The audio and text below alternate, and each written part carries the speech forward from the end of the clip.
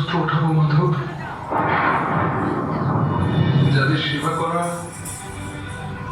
জীবনের পরম সৌভাগ্য গ্রহণ করা হয়।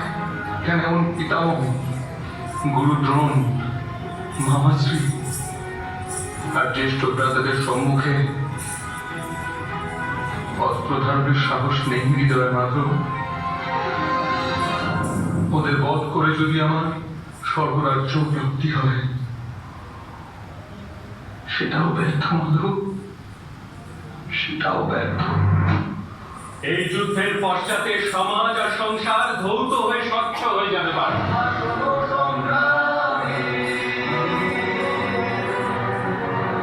এই যুদ্ধের পশ্চাতে এই সংসার আর সমাজ স্পষ্ট হয়ে যাবে।